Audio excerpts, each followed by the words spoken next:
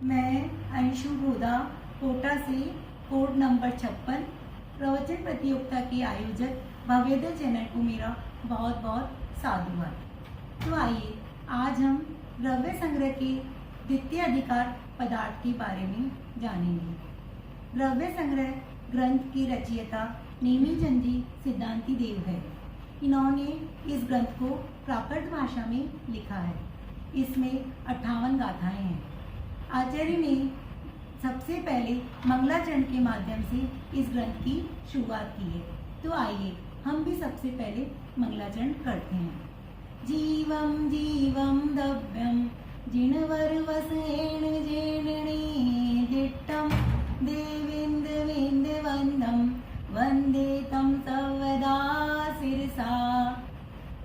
बोले पंच परमेश्वरी भगवान की जय। आचार्य नेमीचंद जी सिद्धांत देव की जय। आचार्य विद्यासागर जी महाराज की जय। नियापक श्रमण सुधासागर जी महाराज की जय। इस मंगलाचरण में आचार्य श्री ने जीव अजीव का कथन करने वाले ऋषभदेव भगवान, जो कि 100 इंद्रों के द्वारा पूजित है, उनको हमेशा सिर झुकाकर नमस्कार करते हैं। अब हम पदार्थ के बारे में जानते हैं। पदार्थ 9 होते हैं। 7 तत्व जीव अजीव आश्रव बंध संवर निर्जरा मोक्ष। इन 7 में पुण्य और पाप को मिला देने पर 9 पदार्थ होते हैं। आश्रवादी जीव एवं अजीव की पर्याय हैं। आश्रवादी जीव रूप भी है, अजीव रूप भी है, जिसे क्रमशः भाव आश्रववादी एवं द्रव्य आश्रववादी जानना चाहिए। भाव आश्रव और द्रव्य आश्रव किसे कहते हैं, ये हम बताते हैं। आत्मा के जिस परिणाम से कर्म आता है उसे जिनेंद्र देव ने भाव आश्रव कहा है, और कर्मों का आना द्रव्य आश्रव कहते हैं। भाव आश्रव के भेद: मिथ्यात्व, अवृत्ति, प्रमाद, योग, कसाय, यह भाव आश्रव के भेद हैं, और इनके भी अलग अलग भेद हैं। मिथ्यात्व के 5, अवृत्ति के 5, प्रमाद के 15, कसाय के 4 और योग के 3। अब द्रव्य आश्रव का स्वरूप जानते हैं। ज्ञानावरणादि कर्म रूप से परिणित होने योग्य जो पुद्गल आता है, वह अनेक भेद वाला द्रव्य आश्रव जानना चाहिए।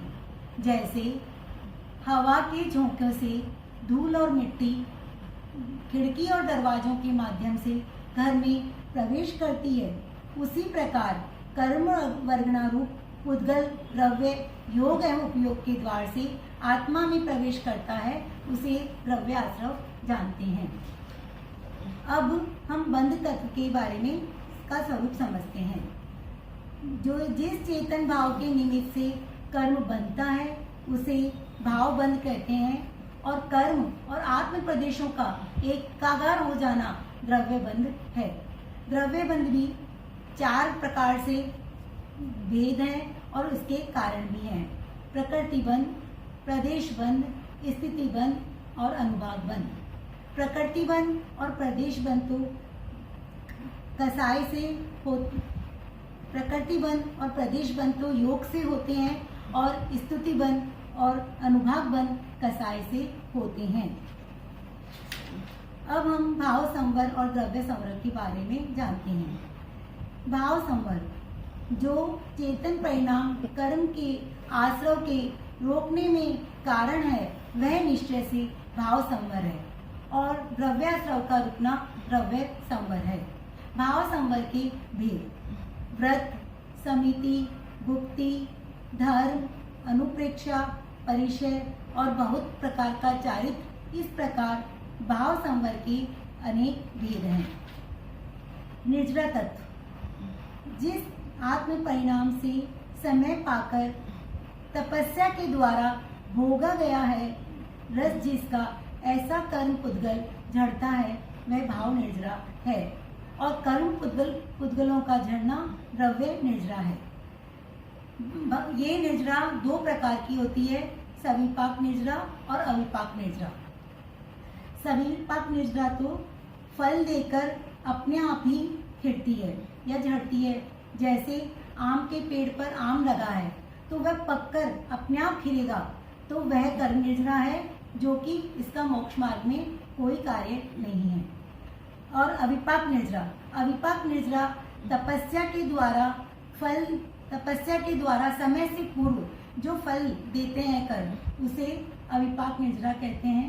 जैसे माली कच्चे आम को तोड़कर पाल आदि में पका लेता है समय से पहले ही, तो वह अविपाक निर्जरा है।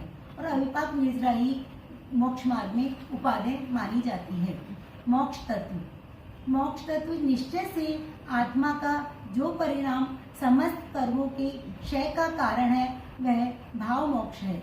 और कर्मों का पृथक आत्मा से पृथक हो जाना द्रव्य मोक्ष है।